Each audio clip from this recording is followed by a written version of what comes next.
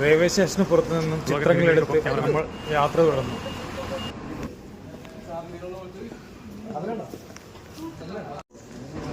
വഴിയോരങ്ങളിലെ കടകളും ദൃശ്യങ്ങളും ആസ്വദിച്ചുകൊണ്ടുള്ള യാത്ര.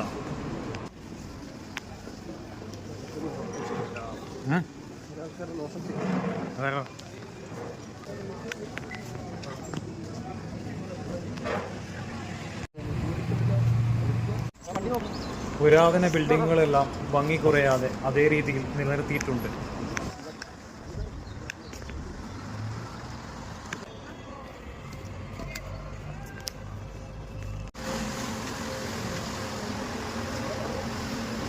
സമയം പുലർച്ചെ 8 മണി. അതുകൊണ്ട് തന്നെ റോഡുകളിൽ ആൾക്കാരും കുറവാണ്.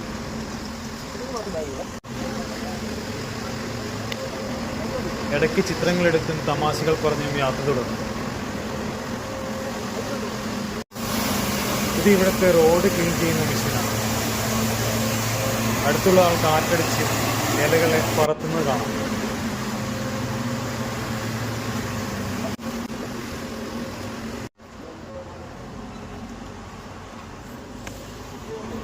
ഇതാണ് വേസ്റ്റ് ബോക്സ്. കാർഡ് വെച്ച് ഓപ്പൺ ചെയ്യുന്ന തരത്തിലുള്ള വേസ്റ്റ് ബോക്സ് ആണിത്. നമ്മളൊരു നദിയുടെ അരികിലെത്തി.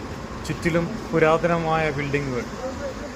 ഈ നദിയും ഇവിടുത്തെ ആകർഷണങ്ങളിൽ ഒന്നാണ്.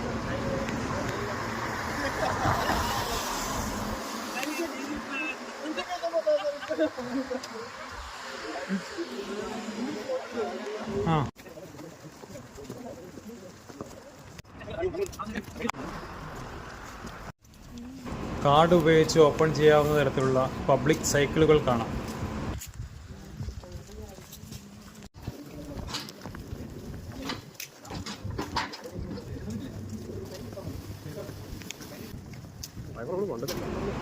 ഇവിടെ നിന്ന് പിസ്സ ടവറിലേക്ക് അധികം ദൂരമില്ല. ഈ പോയിന്റ് കഴിഞ്ഞാൽ വാഹന നിരോധിത മേഖലയാണ്. വാഹനങ്ങൾക്ക് പ്രവേശനമില്ല ഇവിടെ.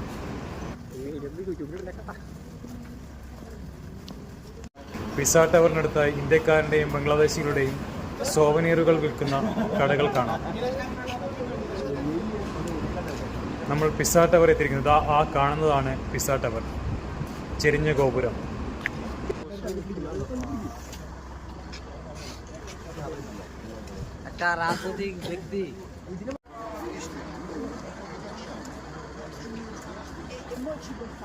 രാവിലെ ആയതിനാൽ ആൾക്കാർ കുറവാണ്.